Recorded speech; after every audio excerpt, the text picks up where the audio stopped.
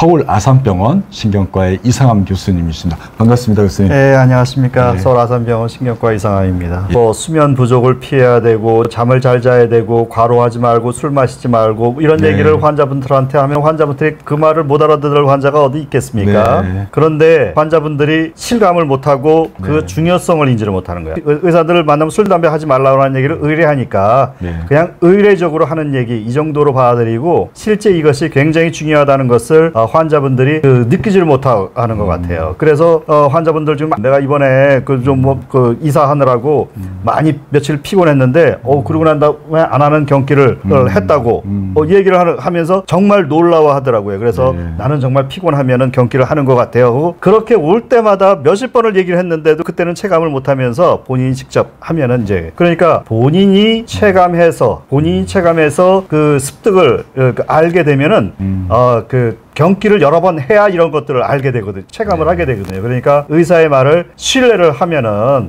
이런 본인 스스로 경기를 안 하고도 이걸 알 수가 있으니까 그 얼마나 중요하겠습니까?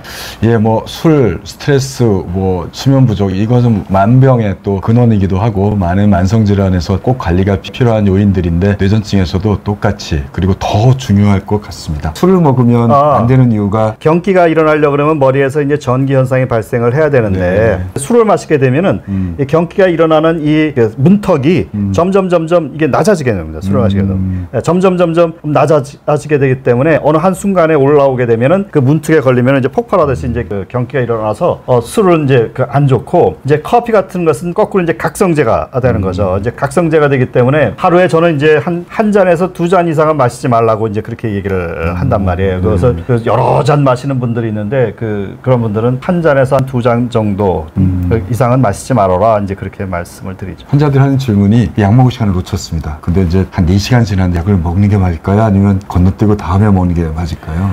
환자가 약을 어느 만큼 많이 먹고 있느냐 그리고 평소에 얼마나 그렇게 많이 걸러뛰느냐 그거에 따라서 이제 다 달라지겠죠. 그래서 약을 잘 먹던 환자가 4시간이 지났다. 뭐 그거면 내가 볼 때는 뭐 그냥 그 자리에서 그냥 먹으면 될 것 같고 저녁 먹을 시간이 됐는데 약을 안 먹은 거를 기억을 해서 그러면 아침 약까지 같이 먹어야 되느냐? 그거는 제가 볼 때는 이제 그 사례에 따라서 다를 것 같아요. 예를 들어서 약을 소량 먹고 있는 사람은 한꺼번에 아침 저녁치를 한꺼번에 먹어도 아무 상관이 없는데 약을 많이 먹고 있는 분들이 그걸 아침 저녁 약을 한꺼번에 먹게 되면은 그건 부작용이 상당히 일어난단 말이에요. 우리가 일반적으로 약을 잘 드신다라고 하는 경우에는 약을 아침 저녁으로 2번 먹는 경우에 닷새면은 10번을 먹어야 되지 않습니까? 10번 중에서 9번을 먹고 1번을 놓치는 그래서 우리가 수능도가 90% 이상 되면은 약을 아주 잘 먹는다 그렇게 보는 거란 말이죠. 그래서 1번 정도 빠지는 것은 제가 볼 때 큰 문제가 없다고 이제 보거든요. 약을 잘 먹기 위해서는 우선 약은 밥을 안 먹어도 약은 먹어야 됩니다. 뇌전증 환자들이 기본적으로 뇌가 흥분성이 있기 때문에 약을 써서 뇌의 흥분성을 낮춰줘야 되니까 약을 안 먹어서 약이 뇌에 부족한 상황이 되면 흥분성이 나타날 수 있고 거기에 수면 부족이나 스트레스나 과로가 겹치면 경련 발작이 나타날 수 있으니까 밥을 안 먹어도 약을 먹어야 되고 또 그냥 개인적으로는 약을 이렇게 동선이 많은 분들은 차에도 약을 좀 갖다 놓고 일하는 데도 갖다 놓고 곳곳에 약을 3일치 갖다 놔서 여기서 안 먹고 가면 거기서도 먹을 수 있게 꼭 약을 곳곳에 포진시켜 놓도록 경고하고 있습니다. 그래서 혹시 주변에 환자들이 있으면 약을 잘 먹도록 격려해 주시기 바랍니다. 환자인데 술을 못 끊고 있다 그럽니다. 완전히 끊어야 될까요? 아니면 조금을 먹어도 되는 건가요? 술은 조금 먹는 게 좀 힘들어요.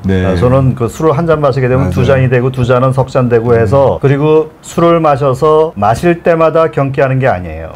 마실 때마다 경련을 일으키는 게 아니기 때문에 술을 한 번 마셨는데 의사가 마시지 말라는 술을 마셨는데 나 좀 많이 마셨는데도 경기 안 해.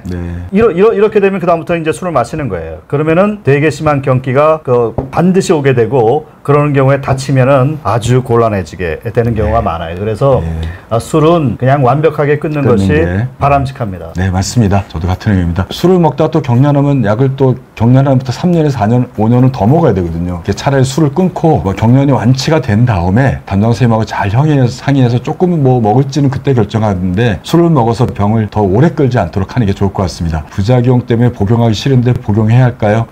약은 복용하셔야 됩니다. 그런데 이제 약 부작용은 분명히 있을 수가 있습니다. 그래서 그건 의사하고 의논해서 그 약을 차츰 변경해 가면은 분명히 부작용 없는 약을 찾을 수가 있을 거예요. 그래서 저것은 좀 힘드시더라도 약을 찾도록 노력하시지 저거 약을 끊는 거는 절대 안 좋은 방법입니다. 예. 뇌전증은 완치가 가능한 병이니까 네. 절대 실망하지 마시고 열심히 치료를 받으시고 치료 방침을 바꿀 때는 반드시 혼자 결정하지 마시고 그런 환자가 너무 많아서 제가 자꾸 말씀드리는 거예요. 네, 의사랑 맞습니다. 의논하십시오. 예?